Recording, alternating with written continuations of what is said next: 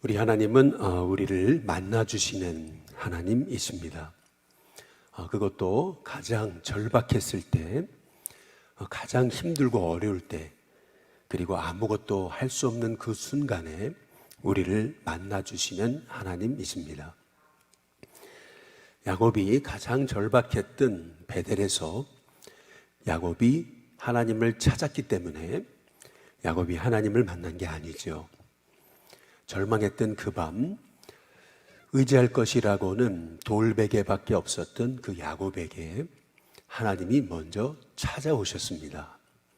그리고 사닥다리 환상을 통해서 자신의 삶이 하나님과 연결되어 있다라고 하는 사실을 하나님이 보여주셨던 거죠.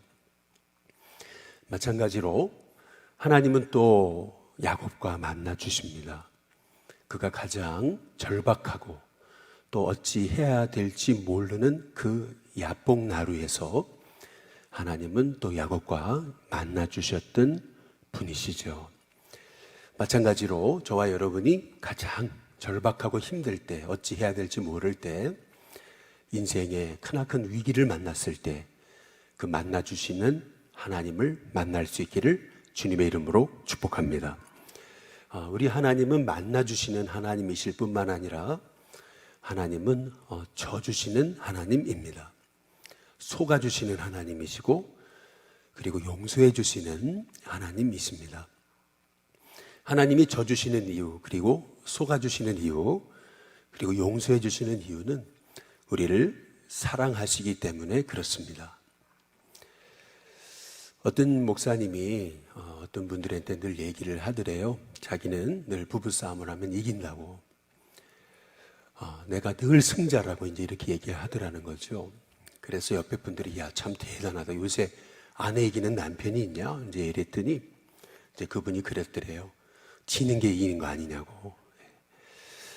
하나님께서는 우리를 사랑하시기 때문에 우리에게 져주십니다. 사랑하시기 때문에 속아주시고요. 사랑하시기 때문에 우리의 그 수많은 죄에도 불구하고 우리를 용서해 주십니다. 이 사랑을 받으면 사람은 바뀌는 겁니다. 이 사랑을 받아야지만 사람이 달라집니다. 사람이 귀해지는 것은 요새 이제 선거철이잖아요. 선거를 통해서 예를 들어서 국회의원이 되고 또 구청장이 되고 시의원이 되고 도의원이 된다고 해서 그 사람이 귀해지는 게 아닙니다. 직장에 취직했다가 승진에 승진을 거듭해서 이사가 되고 전무가 된다고 그 사람이 귀해지는 게 아닙니다. 실제로 우리가 귀해지는 것은 하나님을 만날 때입니다. 하나님을 만날 때 그 인생이 자기를 향한 하나님의 계획을 보게 되는 거죠. 마찬가지로 이 야곱도 하나님을 만나고 나서 그의 인생이 야곱이 아니라 인생의 뒷발꿈치나 잡고 바둥바둥 대야지 겨우 복을 얻을까 말까한 그런 인생이 아니라 자신의 인생이 하나님을 만나고 나서 이스라엘이라는 사실을 야곱이 깨닫게 되는 것입니다. 야곱이 이스라엘이라는 이름을 얻게 된 것은 이제는 그가 하나님을 의지하고 오직 하나님의 힘으로 사는 인생이 되었음을 말씀하고 있는 것입니다. 야곱이라는 인생은 결국 남의 뒷발꿈치 잡는 인생이잖아요. 왜 뒷발꿈치를 잡습니까? 남한테 지면 안 되니까, 뒤처지면 안 되니까, 어떻게 하든지 간에 저 사람과 싸워서 경쟁해서 이겨야 되니까, 힘은 없고 져서는 안 되니까 남의 뒷발꿈치라도 잡았던 것이 야곱입니다. 남의 뒷발꿈치 잡느라 얼마나 힘들었겠어요? 뒷발꿈치 잡히면 사람들이 가만히 있겠습니까? 누가 내 뒷발꿈치 잡으면은 힘을 다해서 뒤로 발을 쳐버리죠. 결국 야곱의 인생은 그렇게 살았던 인생입니다. 남의 뒷발꿈치 잡아야 되기 때문에 속이기도 하고 남의 뒷발꿈치 잡았기 때문에 어떻게 하는지 이겨야 되기에 거짓말도 하고 가진 술수와 방법으로 살았던 인생이 이제 야곱이었던 거죠. 그래서 오늘 말씀에도 그 야복나루에서 야곱은 자기의 그 생각에 모든 수단을 다 동원해가지고 어떻게 하든지 간에 이 위기를 이제 모면하려고 하는 것을 이제 볼 수가 있는 거죠. 21절에 보면 그 예물은 그의 앞서 보냈다. 이제 그렇게 말씀합니다. 이 예물이라는 단어를 우리는 다른 말로 뇌물이라고 할 수 있는 거죠. 형의 마음을 사기 위해서 예물을 보냈다라고 얘기하지만 실은 이것은 예물이 아니고 뇌물입니다. 사람의 마음을 돌리기 위해서 야곱이 했던 그 자신만의 방법, 그것은 뇌물을 쓰는 것이었습니다. 우리도 인생에서 잘 되어 보려고 뇌물 쓰지 않습니까? 어떻게 하든 성공해 보려고 가진 방법으로 이런저런 방법으로 뇌물을 쓰죠. 이 야곱의 모습이 이제 우리의 모습입니다. 그래도 안 되잖아요. 그러니까 22절에 보시면은 밤에 일어나 두 아내와 두 여종과 11 아들을 인도하여 야복나루를 건너지 않습니까? 그리고 23절에 그들을 인도하여 시내를 건너가게 하며 그의 소유도 건너가게 하고 라고 말씀합니다. 어떻게 하든지 간에 위기를 모면하기 위해서 야곱은 뇌물도 써보고 또 자식들도 먼저 보내보고 그리고 소유도 먼저 보냅니다. 그리고 나서도 마음에 평안이 없잖아요. 불안하잖아요. 형에게 맞아 죽을까 칼에 죽을까라고 하는 두려움으로 인해서 야곱은 여기 24절에 보니까 홀로 남았다라고 말합니다. 인생의 가장 힘든 순간은 홀로 남은 순간입니다. 인생의 가장 힘든 순간은 내가 혼자다라고 생각될 때입니다. 인생의 가장 힘든 순간은 의지할 데가 없을 때입니다. 결국 의지할 데가 없으니까 사람들이 극단적인 선택을 하는 것이고요. 의지할 데가 없으니까 그러니까 그 인생이 절망하게 되는 거죠. 근데 참 놀라운 것은 그날 그 밤 야곱이 홀로 남았던 그 시간 하나님은 야곱을 홀로 두지를 않으셨습니다. 어떤 사람이 날이 새도록 야곱과 씨름했다라고 말합니다. 근데 25절에 보면 자기가 야곱을 이기지 못함을 보고라고 이렇게 말하거든요. 바로 그 사람이 누굴까? 하나님 보내신 천사입니다.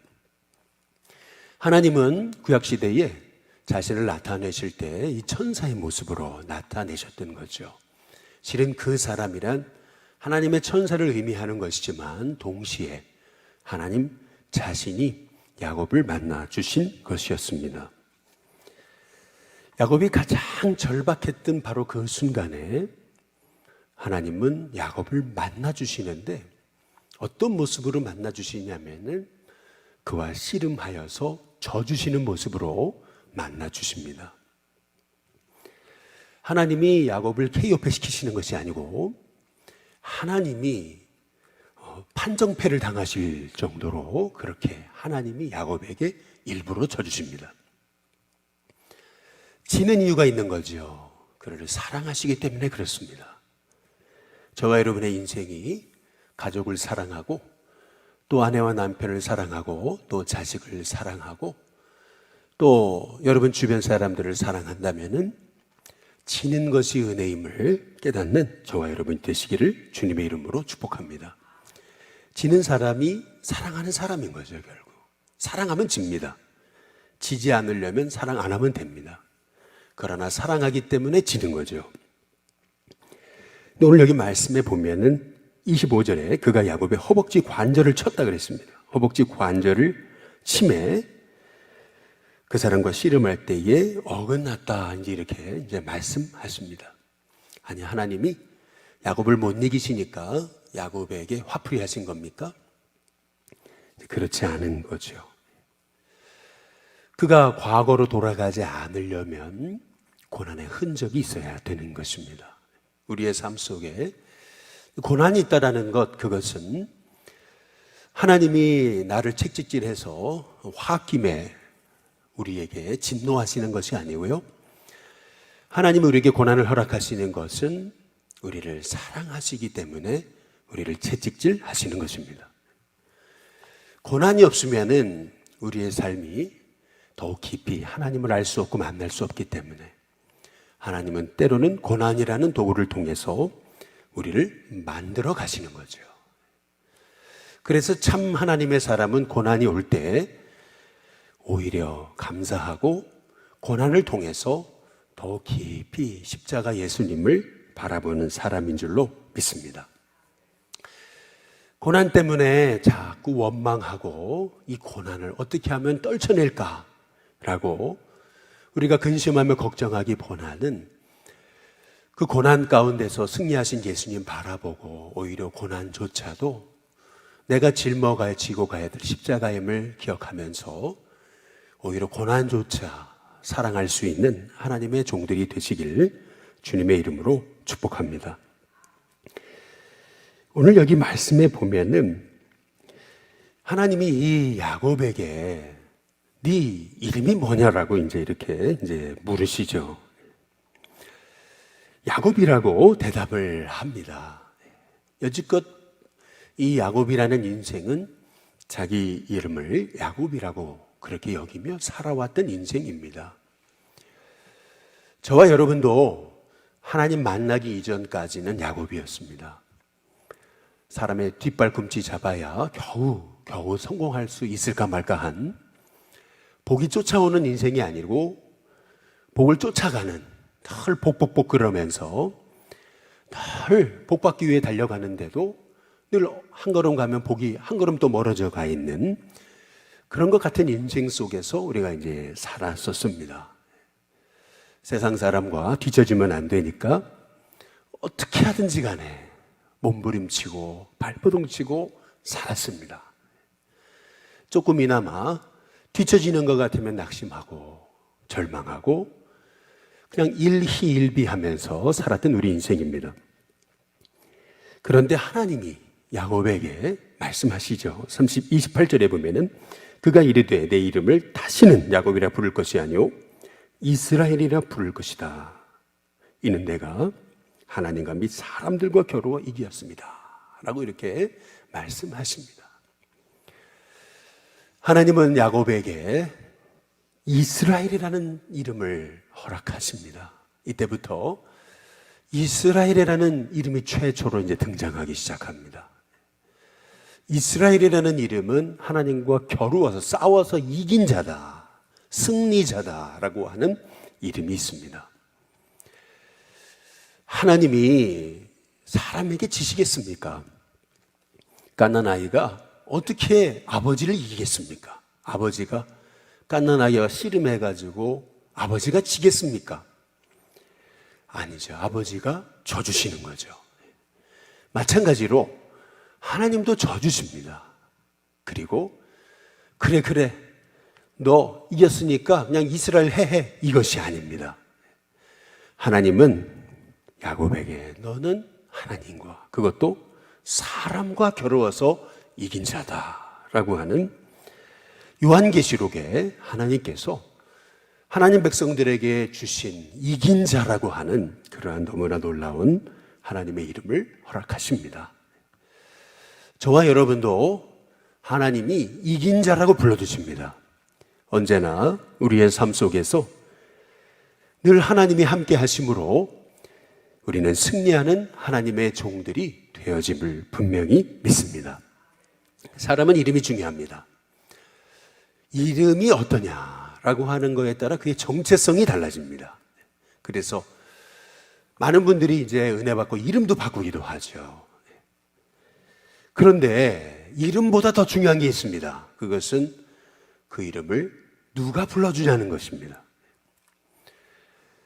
내가 그의 이름을 불러주기 전에는 그는 다만 하나의 몸집에 불과했다.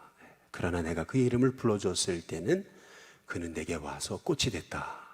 라고 하는 김춘수 씨의 꽃이라는 시처럼 하나님이 우리의 이름을 불러주셨기 때문에 우리는 꽃이 되었습니다. 누가 우리 이름을 불러주는가? 그것이 중요한 것입니다. 근데 하나님이 우리를 이스라엘이라고 불러주시는 것입니다. 마찬가지로 하나님은 저와 여러분이 예수님을 믿을 때 성도라고 불러주십니다. 성도가 뭡니까? 영어로 saint입니다. saint가 뭡니까? 성자라는 말 아니겠습니까? 아니, 하나님 어떻게 제가 성자입니까? 맨날 죄 짓고 넘어지고 이기적이고 자기밖에 모르는 정말 죽어마땅한 죄인인데요. 그렇지 않습니다. 하나님은 우리를 성자라고 부르십니다. 이미 예수님이 우리를 위해 십자가에 죽어주신 것만으로도 우리는 성도라 불림을 받기에 합당한 자라고 우리 하나님이 우리의 이름을 바꿔주십니다. 우리가 성도라고 하는 정체성을 잃어버리지 않을 때 우리의 삶 속에서 야곱이 이스라엘이 되는 것입니다. 더 이상 우리는 과거의 나가 아닙니다. 우리는 성도입니다. 그 믿음의 확신을 갖고 살아갈 때에 우리는 항상 우리 연약함에도 불구하고 나를 성도라 부르시는 그 하나님의 은혜 때문에 우리의 삶 속에서 이 정체성 잃어버리지 않고 살아가면 우리는 성도로서 승리하는 하나님의 종들이 되어짐을 믿습니다. 야곱만 이스라엘이 아닙니다. 우리도 이스라엘이라고 부르시는 겁니다. 너는 성도다. 너는 벌써 이긴 자다. 승리자다. 우리에게 우리의 이름을 바꿔주십니다. 우리는 이름이 바뀐 자입니다. 과거의 이름 갖고 과거의 그 삶의 행실 갖고 과거의 모습 갖고 과거의 정체성 갖고 살아가지 마시기를 주님의 이름으로 축복합니다. 오늘 여기 말씀에 보면은 이렇게 얘기하죠. 30절에 그러므로 야곱이 그곳 이름을 브니엘이라 이렇게 얘기했습니다. 그가 이르기를 내가 하나님과 대면하여 보았으나 내 생명이 보존되었다 합니다. 이렇게 얘기합니다. 구약시대에 하나님을 보면 다 죽었습니다. 심지어는 모세도 하나님 뒷모습만 봤습니다. 그럼에도 모세 얼굴에는 광채가 났습니다. 이스라엘 백성이 수건으로 얼굴을 덮어야 했을 정도로 그 광채는 눈이 부셔서 바라볼 수 없을 정도였습니다. 근데 야곱은 하나님을 본 정도가 아니고 하나님과 씨름까지 했습니다. 그리고 하나님이 져주셨습니다. 그런데 야곱이 안 죽었습니다. 이것이 은혜죠. 우리가 잘나서 구원받은 것이 아닙니다. 우리는 이미 죽었어야 마땅한 자인데 예수님이 우리 때문에 십자가에 죽어지심으로 우리가 그 은혜의 보좌 앞에 나아갈 수 있게 된 거죠. 우리가 잘나서 십자가에 서 있는 것이 아닙니다. 다 하나님의 은혜인 거죠. 저와 여러분은 다 야곱 같은 자입니다. 하나님이 우리가 잘나서 우리를 이스라엘로 삼으신 것이 아니라는 얘기이죠. 그럼에도 불구하고 우리를 야곱에서 이스라엘로 불러주셨습니다. 우리가 이 은혜를 기억한다면요, 우리가 인생 허투루 살 수가 없습니다. 오늘 이 야복강에서 이 야곱을 이스라엘로 불러주신 그 하나님의 은혜를 우리가 기억할 수 있다면은 우리의 인생은 완전히 달라지는 축복이 있게 될 줄로 믿습니다. 하나님은 탕자가 돌아왔으니까 용서하신 것이 아니고 이미 용서해 놓고 기다리셨습니다. 이 사랑을 깨달아야지만 인생은 바뀝니다. 이 은혜와 사랑 때문에 우리는 세상에서 가장 귀한 사람이 되었음을 우리가 알게 되는 거죠. 저와 여러분은 이제 더 이상 야곱이 아닙니다. 이스라엘입니다. 성도입니다. 하나님이 우리를 가장 일생에 존귀한 자로 부르셨습니다. 이제 우리의 삶 속에서 하나님은 이스라엘답게 살기를 원하십니다. 이스라엘답게 사는 것 자체가 전도이고 이스라엘답게 사는 것 자체가 바로 하나님의 영광 드러내는 것입니다. 바라기는 저와 여러분의 인생 속에서 하나님은 나를 이스라엘로 성도로 부르셨음을 믿으면서 나를 이스라엘로 불러주신 분은 하나님이심을 우리가 기억할 때, 하나님이 내 이름 불러주셨기 때문에 나는 하나님 앞에 가서 꽃이 되었습니다. 마찬가지로 우리도 누군가에게 가서 그의 이름을 불러줌으로 우리도 그의 인생을 꽃으로 만드는 하나님의 사람이 되어야 될 줄로 믿습니다. 바라기는 저와 여러분의 삶을 통해서 하나님이 일하시기를 원하십니다. 더 이상 야곱으로 살기를 원치 않으십니다. 이제는 이스라엘로 살기를 원하십니다. 그 은혜를 기억하면서 하나님 오늘도 이스라엘로, 이스라엘답게 이스라엘의 그 정체성을 가지고 살 수 있게 해달라고 기도하는 하나님의 종들이 되시길 주님의 이름으로 축복합니다. 우리 시간 찬송가 425장 우리 함께 찬양 부르겠습니다. 425장입니다.